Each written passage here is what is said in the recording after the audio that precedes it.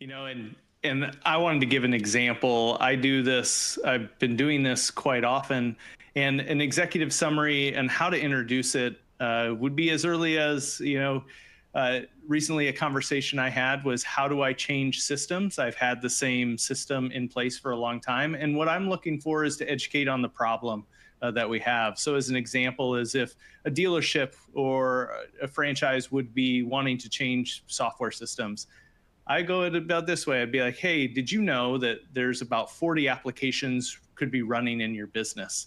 I take about 15 seconds, and most often I'm naming about 15 to 20.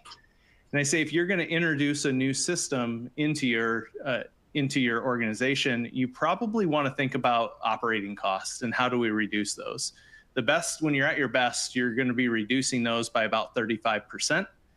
And then, but the bigger thing is that you want people to make faster decisions. So any software, you want it to talk to each other, you want the operating costs to come down, and you should be making decisions 50% faster. When I do that, I generally get the question of, well, what does that look like and how do we get there? And as early as a recent conversation, it said, well, Chad, I place value in the paper.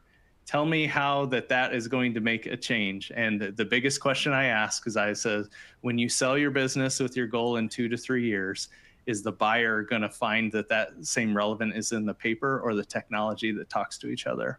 And that comes from experience and being an expert in utilizing systems. So that's an example of, you find 2 to 3 trends, you become well-versed in what you're currently doing across the same industry or same niche, similar to like Joe, and then you educate your clients or your future clients on that process so they know what to look for when they're measuring you maybe against your competitors or having conversations internally.